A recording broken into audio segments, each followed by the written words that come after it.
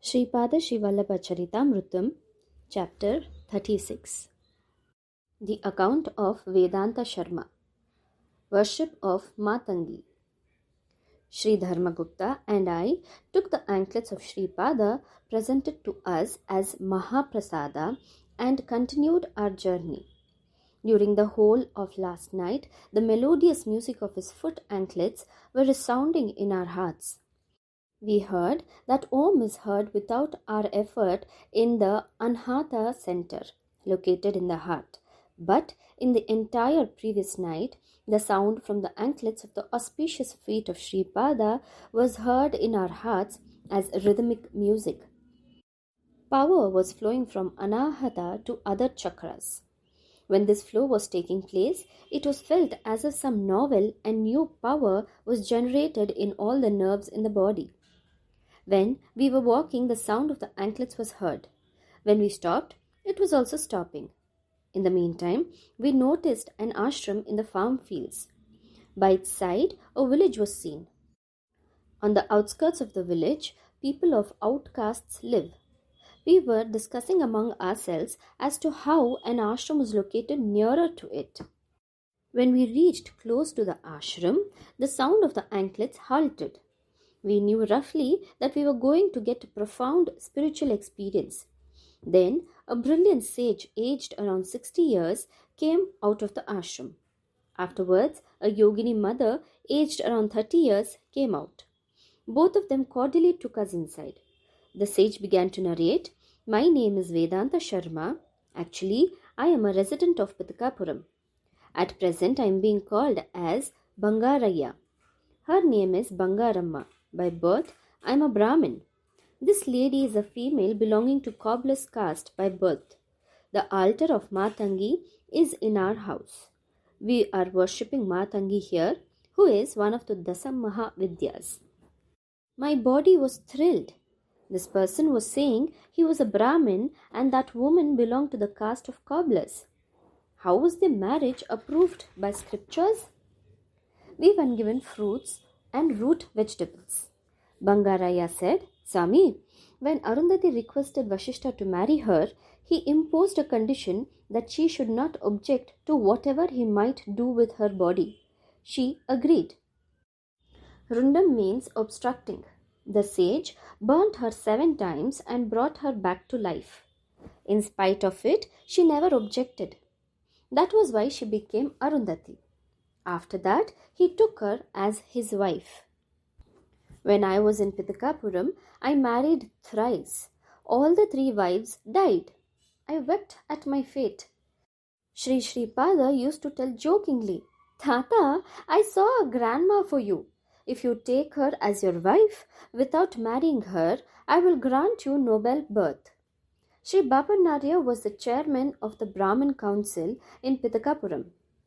Brahmins requested that a conference of Vedic scholars might be held under the auspice of the Brahmin conference. It was thought that some nice points regarding dharma and karma were to be discussed and some decisions were to be taken. It was decided to invite scholars from distant places and pandits in the Agraharam. I was entrusted with the task of deciding about the persons to be invited. Sri Sripada was never reciting Vedas on any day after the sacred thread ceremony. In fact, he never sat at the feet of his grandfather or father to learn the recitation of the lessons from Vedas. Nevertheless, if anyone, for purpose of examination, were to ask him to recite any particular Pannam is a verse in a chapter of the Vedas, he was at once reciting it. Sri Sripada knew all about a Veda that Bapanarya knew. In addition, Sri Sripada knew Veda philosophy and esoteric Vedic secrets at the tip of his tongue. Therefore, we decided to invite Sri Sripada also to the conference. The real intention of the Brahmins there was different. Large-scale arrangements were being made for the conference. Dharma Shastra would be thoroughly discussed. The inner intention of those Brahmins was to strongly criticize the violation of Dharma by Sri Sripada and, on that plea, ostracize from caste Sri Appalaraja Sharma and Sri Bapannarya, and to send a copy of that resolution to Sri Shankaracharya, and with his approval to drive out the two families from Pitakapuram. I joined them when they informed their intention to me. A strong and strange desire to become the president of that Brahmin conference shot up in me. Sri Sripada used to go freely to the house of anyone belonging to any caste. He used to behave very independently. In the same Pitakapuram, Bangaraya and Bangaramma couple were living. They had a strong desire to see and speak with Sri Sripada. All of a sudden, Sri Sripada asked for leather sandals. His age at that time was 14 years. The inmates of his house turned down his request that Brahmins should wear wooden footwear and not leather footwear. This matter reached the cobbler couple as hearsay. They wanted to offer leather sandals to Sri Sripada and feel gratified. Suddenly, Sri Sripada appeared in their house. The measurements of his divine feet were taken. Bangaramma implored to Sri Sripada, Mahaprabhu, I want to peel my skin and stitch sandals with it and offer them to you. Sri Sripada smiled and disappeared. There was a good cow in our house that suddenly became ill and died. Bangaraya and Bangaramma couple tanned the skin and made leather sandals for Sri Sripada. The meeting of Vedic scholars began in the meanwhile. A discussion started about Sri Adi Shankara. Sri Adi Shankara debated with Mandana Mishra in Kashi. Ubhaya Bharati Devi said that the examination was not complete unless she was also defeated in the debate. Ubhaya Bharati Devi questioned on sexology subject. Adi Shankara's knowledge in that science was nil, so he asked for 6 months' time. Shankara thought of obtaining knowledge of the science without infringing dharma. In the meanwhile, a king died. Shankara entered into the dead body of the king by means of his Parakaya Pravesha Vidya. He instructed disciples to safeguard his physical body carefully and in case of emergency to come over to the king's palace and intimate the matter in a code language. Maharani observed a new and novel change in the king. She understood that the soul of a great person entered into the body of her husband, that he attracted the consciousness in the Pranamaya Jagat of her husband into the dead body, and that he was dwelling as a mere witness to the conjugal bliss enjoyed by her husband, and that the divine soul was holding the presiding position in the body of her husband and was acquiring the knowledge of those experiences.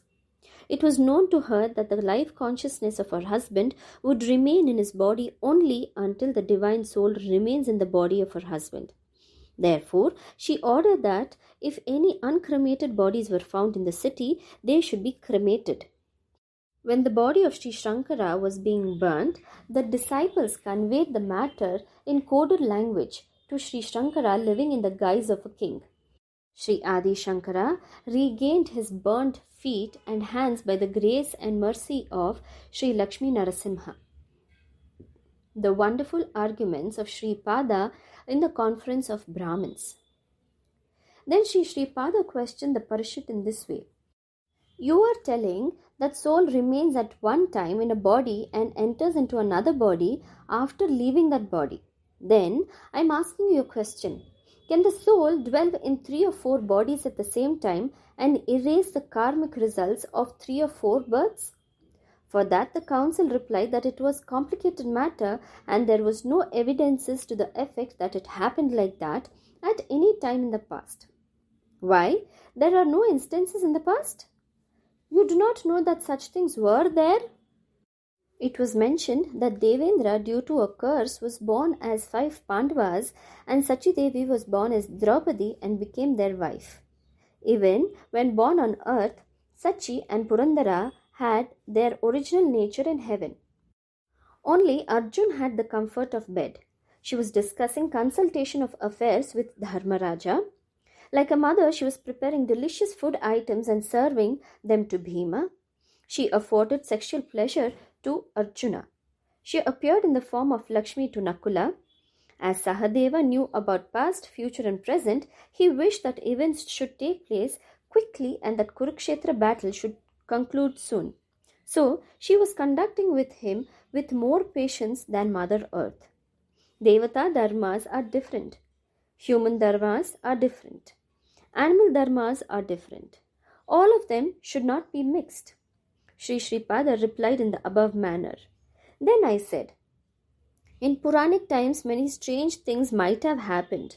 In present times such things are not occurring.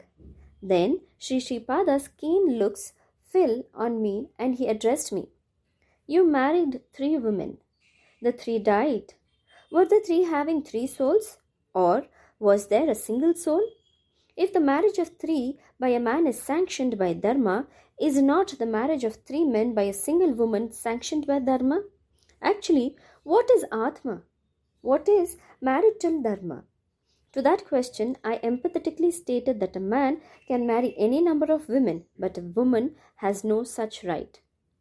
Sri Sripada commented, Oh, are you greater than the master of the universe?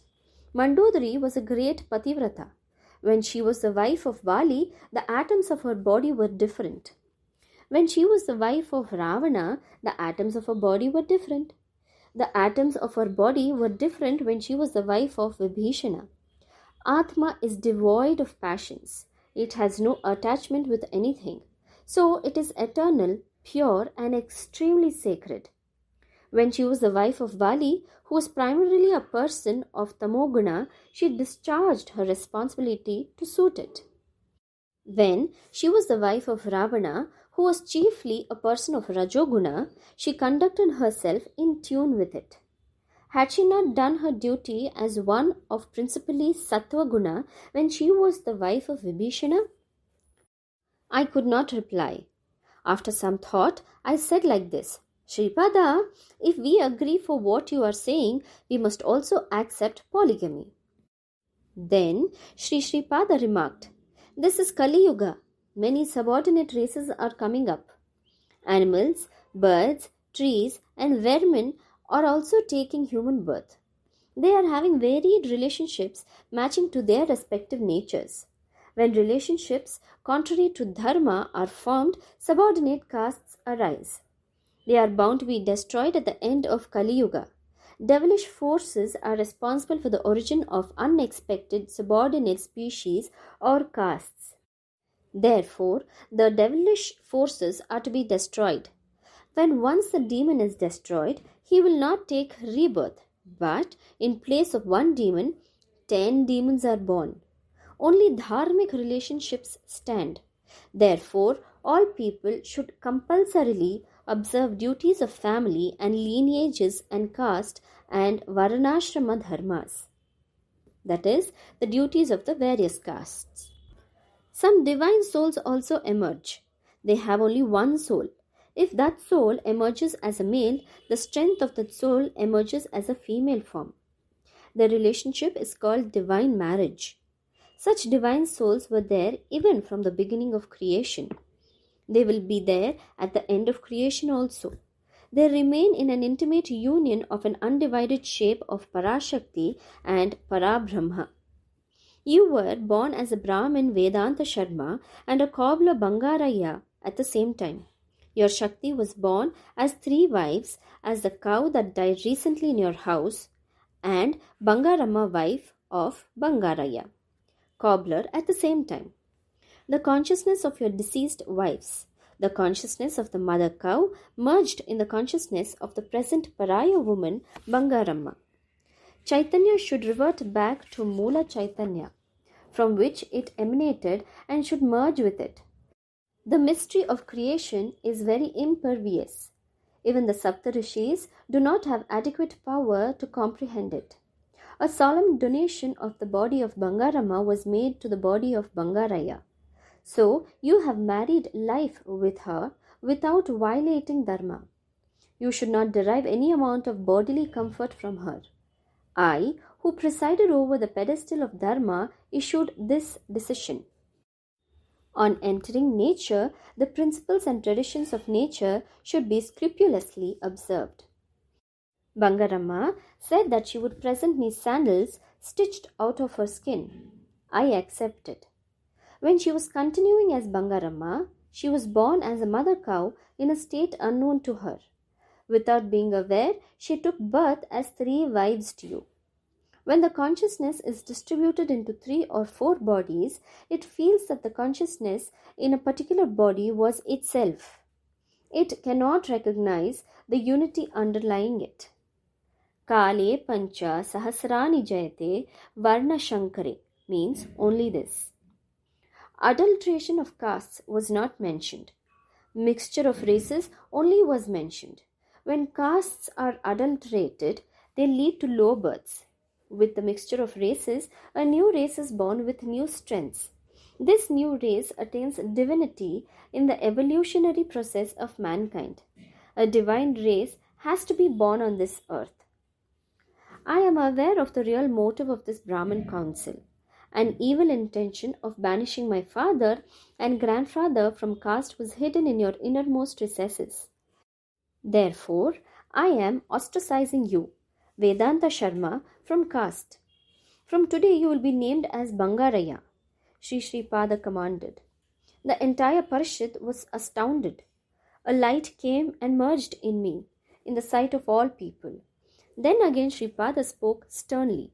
Before your very eyes, the Atma Jyoti of Bangaraya merged in Vedanta Sarma. You decide whether he is a Brahmin or a Pariah. You wanted to declare us as outcasts and get approbation of Shankaracharya.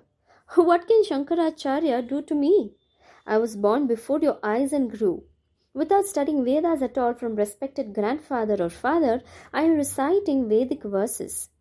I am giving darshan in many places at the same time. Why should I fear even if I face Sri Shankaracharya?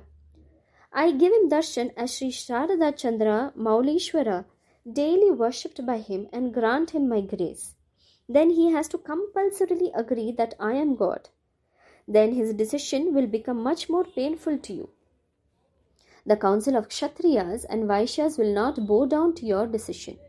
If they stop priestly activities, rituals, and monetary gifts, you have to starve with your children and infants. If you pick up quarrel with me, you will invite total disaster. I am telling that the duties of the 4 ashrams, that is the stations of life, are to be followed. I am telling that all the people of 18 species should live with comfort and happiness. You discharge righteous duties effectively and participate in the establishment of dharma. If not, you will undergo many troubles and losses. I remain perfectly tranquil, but you will be subject to 2 topsy-turvy conditions. During developments of nature, only 2 ways will be there. One is correcting method and the other is the method of being corrected. Plenty of time will be allowed for being corrected. If you do not agree for being corrected, you will only invite destruction.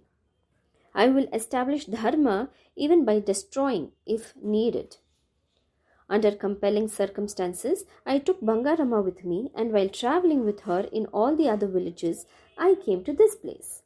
I installed Maatangi Devi in this hermitage and living here.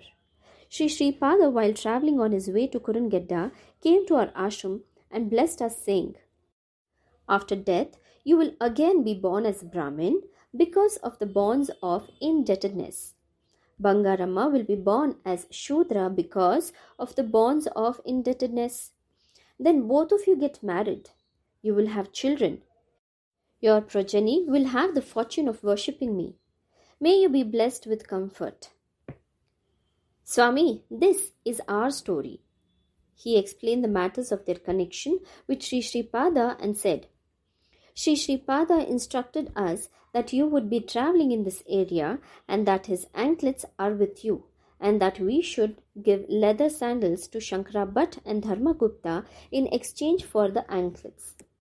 We worship Maatangi Devi, who is the daughter of sage Matanga. By worshipping her, abundant marital bliss is gained. She is called Raja Maatangi, Karna Maatangi, and other varieties of names. Once, Sri Pada appeared physically in our ashram.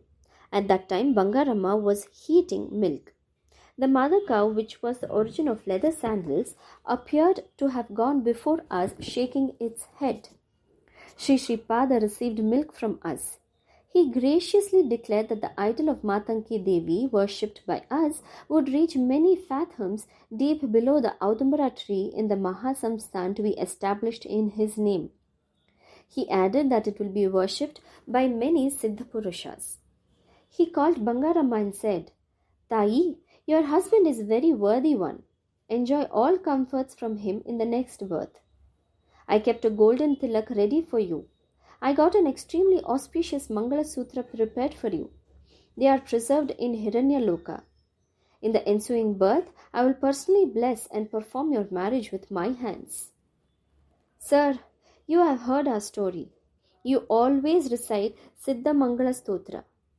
The grace of great persons certainly is obtained. Siddhas, Mahasiddhas, and Mahayogis are all like the hands, feet, and other limbs of Sri Sripada Srivallabha.